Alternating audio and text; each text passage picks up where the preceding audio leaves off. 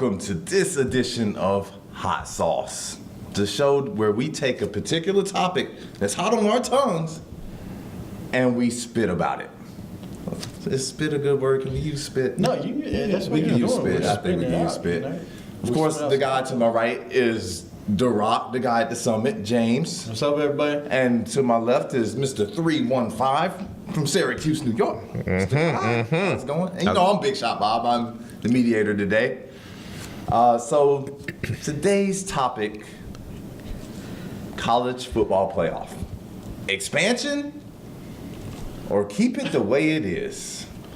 And I guess I'm starting this one off today. We'll start with The Rock, then. So let me go to, Dan Cannell. It's my hero, even though he's Florida State. Shout out Danny Cannell. Dan Cannell. For what I'll say about it, it's got to say Final Four, all right, in college football. It is more special. It needs to stay that way. Listen, we wouldn't have this debate today if we change it to an 8-team or a 10-team playoff. Because then we go from arguing the 8 seed, the 4 seed, to the 8 seed, which would mean Oklahoma. We'd be arguing Oklahoma. Who wants to see Oklahoma in another Final Four game? Not me. I don't think y'all want to see them in the Final Four, right? Not again. So I don't know. I kind of like D.D. Westbrook. Yeah. I mean, he's a special player. yeah, I don't want to see not so big game Bob Stoops in the playoff again. So I think keep it to 4. I think it's more special. It keeps it means more. It makes the regular season mean something to me. And I think if you expand it, you're taking away. You're putting now we're going to go from a 1-loss team or a team that has lost 0 games to a team that's lost 3 games. We're going to argue why 3-loss teams should be in the playoffs. And I think that's a bad thing for college football because it's more special. It's like the Final Four of college basketball. That is it. It means something. Well, they have 68 teams when 69. the NCAA tournament starts. But they end up with 4. They do, but I would really keep it 4 because it means it's something special. Like this year, that means Colorado. We're arguing about Colorado getting in. Did they deserve getting in after he got blown out by Washington? No, they didn't deserve to be in the Final Four. Everybody's arguing about Penn State.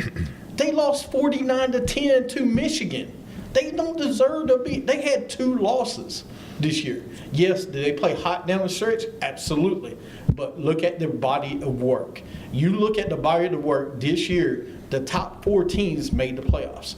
Washington, top 4 team in the nation. The Pac-12 is not the Big 12 from 3 years ago when TCU and Baylor, when all this started.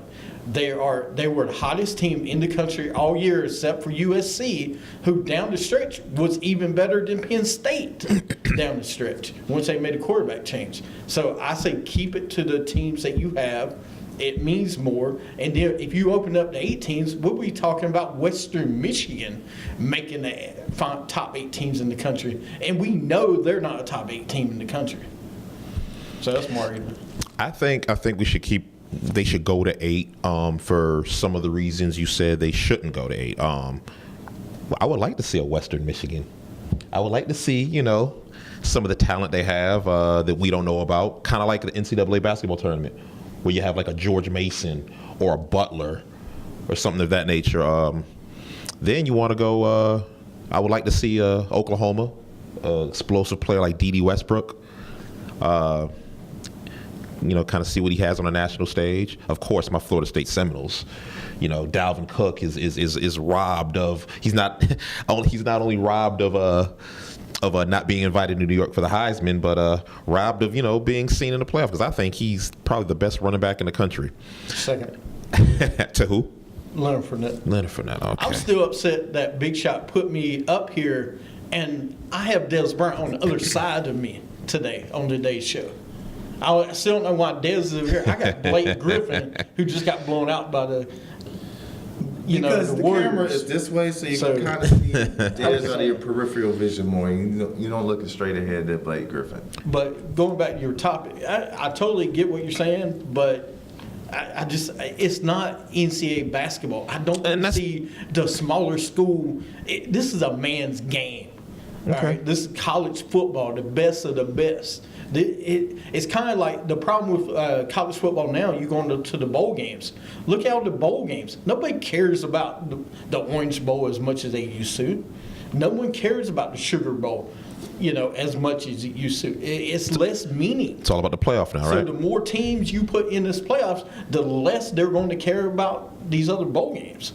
I mean, in 10 years, I could see the bowl games going away because, look at these ratings and the different things that goes on. As long as these sponsors are getting paid, I don't see them dropping. But what about like Michigan? Michigan, one tough loss Yeah. at home without their starting quarterback to Ohio State, and they beat Wisconsin. They beat Penn State. Yeah. And you got a team like Penn State that won the conference. And you got Oklahoma, who's playing out of this world football right now. Yeah. We know Bobby Stoops hasn't he's not shown anything over the past few years, but they got 2 of the 5 finalists for the Heisman Trophy, and we can't see them play.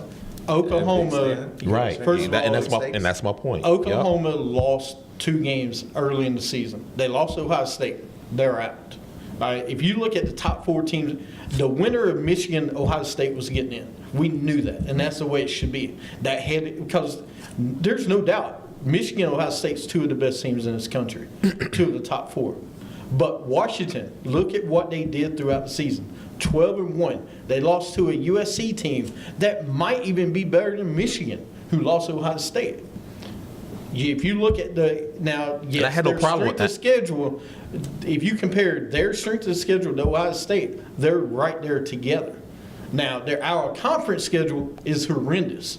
Portland State, Rutgers. We didn't know Rutgers was going to be that bad at football this year. So Did we expect them to be? no, not 0-9 in conference. But you look at the out-of-conference schedule, compare the strength of schedule, though. You compare it. They had the 4th best in the country. Michigan had the 5th.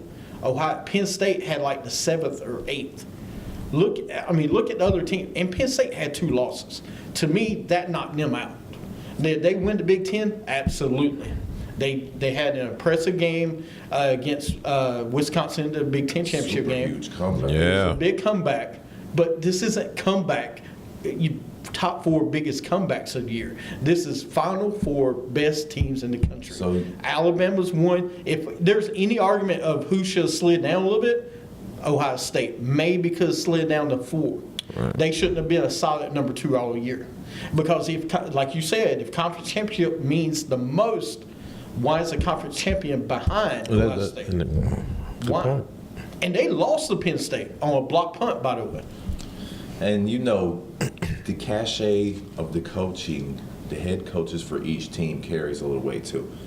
If it wasn't Urban Meyer in Ohio State, say if it was James Franklin in Penn State sitting in the position that Ohio State was sitting in, Penn State would have got bumped. But since it was Urban Meyer, they're not bumping Urban Meyer. No, they're not. They're not bumping Urban Meyer against Nick Saban. They're not going to. I mean, because who has been Nick Saban's kryptonite in college football? Urban Meyer. And you gotta have your elite coaches to sell this playoff. Now, Absolutely. Yeah. is USC probably the most dangerous team in the country because of the way they played over the last 6 weeks? Absolutely, and it's a crime that we don't get to see them maybe get in the dance too. But they had 2 losses early. They got destroyed by Alabama week 1, we know, and then they had another loss like week 3. But after that, they played lights out, but they won't get a chance to show. So And that's the thing. It's just too many teams getting left out to me. But if you open it up, you're opening a can of worms where you've got 9 and 10 seeds that have 3 losses. Auburn. Are you telling me Auburn should have been in the top 8? No. They did not. LSU. These guys do not need to be in the top 10. I agree with you. And, there. if you do top 8, you'll open the can of worms where we're going to be arguing about a 3-loss team against a 2-loss team. Really? We already got teams in the bowls this year that are 5 and 7. Can you imagine if they added more teams to the top 8? You know what that means? That means we'll have a 4 and 7 team going to a bowl game.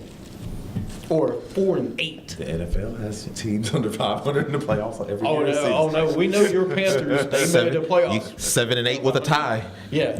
Wins the division. 7-9 wins the division. Wins 7-9. Yeah, and host a playoff game with Seattle. Yeah. I just think Yeah. we need to stop cheering mediocre and sub teams that are okay, but come on, man. I mean, Washington, Michigan, yeah, they're undefeated this year, but do we really think they would beat one of these top 4 Do teams? we put stock in who they beat? Right. Look who they beat. I mean, look at the schedule they play. And then the thing with college football, it's like, let me use Oklahoma as an example.